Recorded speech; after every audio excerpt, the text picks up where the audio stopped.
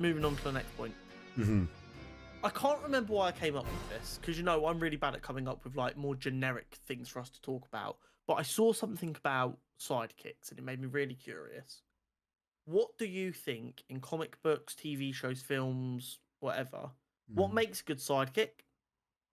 Who has been one of your favourite sidekicks, regardless of what interpretation?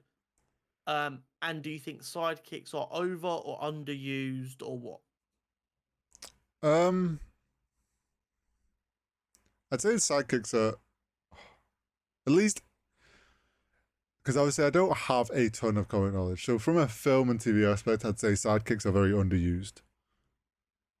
I don't feel like we've had more just solo superhero stuff than anything with sidekicks.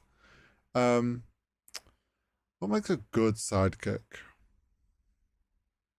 I feel like for a sidekick to be good, there kind of needs to be a very solid connection and reason why they are a sidekick to the main hero, and like what that there needs to be like a very strong relationship connection there, some sort, whatever that reason might be, like how we've seen the different ones for all the different Robins and stuff.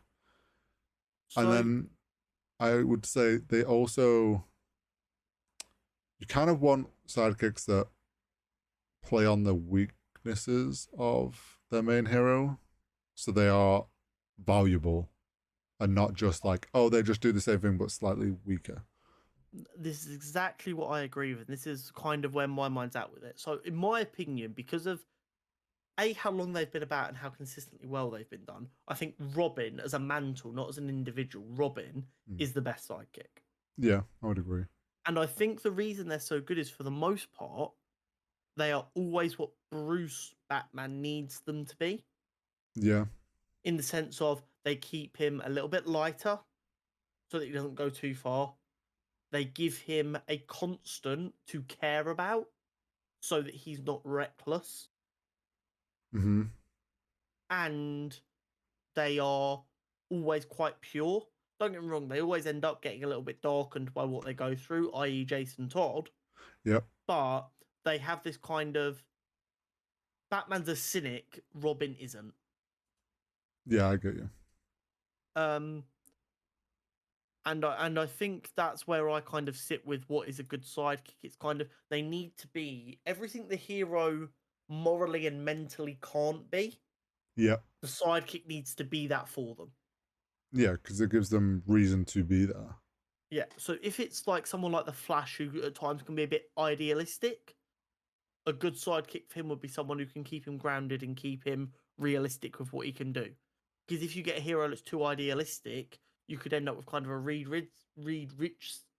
Richards situation, where he kind of creates a super genius underground group like the Illuminati to try and do everything from the shadows, which is not a good thing morally. Whereas Batman is obviously, like we said, he's a cynic. He needs someone who's going to go, hey, it's not all doom and gloom. Look, we saved them people. We did a good thing.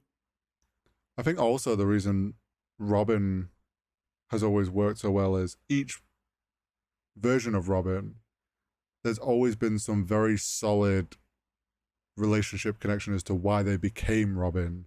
Exactly. And why they were chosen to be Robin. It's not like they've just gone, oh, here's someone else some kid that's trying to be a superhero, but they're a bit weaker than Batman. So Batman's going to just take him on, and they kind of do the same things, but he's just teaching him. It's more like, no, this Robin's here because like Batman realized Robin needed him, like he needed someone to take him in and guide him properly, and also like he is a great opposite to Batman. Now I hate to make you laugh here. Oh god, here we go. But you've just kind of exposed yourself. Oh, because you've gone. No. Robin always has a really good relationship with Batman. The real ones know that Carey Kelly didn't have that good a relationship. So in the iconic The Dark Knight Returns comic, right, that was done by Frank Miller, which is kind of the really old Batman. He had given it up like 30 years ago after Jason died. But now he comes back because basically he's got personality disorder, and he starts hearing Batman's voice in his head, and Right. some of the villains kind of rear their ugly heads. So he's like, I have to come now and deal with this. In that, he picks up a new Robin. Don't get me wrong, it's not just like, actually, it is. He just grabs a random child essentially. Ah. The child is in danger and is like the first person he saves. Then the child goes out and gets a Robin costume and kind of runs into danger. Right. At which point Batman kind of goes, I can't really get you out of here safely right now, so for right this minute you are Robin. And then she kind of proves herself. Right. But other than that particular Robin, yes, they always have very strong relationships as to why they become Robin. But I just had to hit you a little That's bit fine. of nerd knowledge. Just had to prove my as the why official nerd. I'm the amateur here. Yeah, why Hori is the color commentator.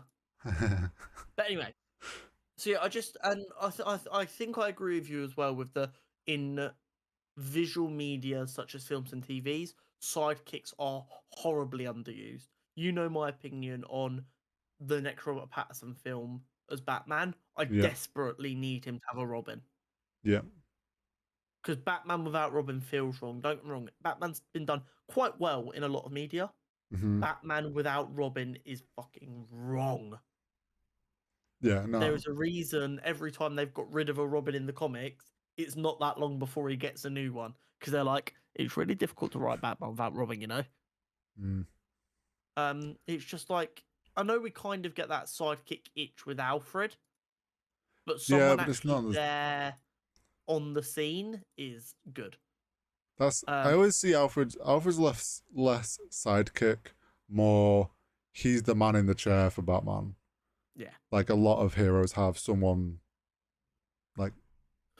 But I mean, a lot of sidekicks from comics eventually do become their own heroes. Well, yeah. And because of films, they're like, well, I mean, they become their own hero anyway, so let's just skip the obvious sidekick part. So Bucky was Captain America's sidekick. Yeah.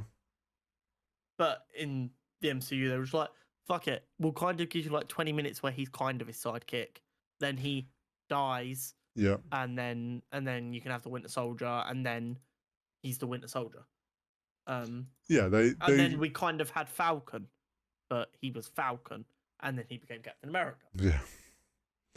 Yeah, they do skip like a lot of the sidekicks. I'd argue the only time we've actually had a sidekick in the MCU was in the Hawkeye show.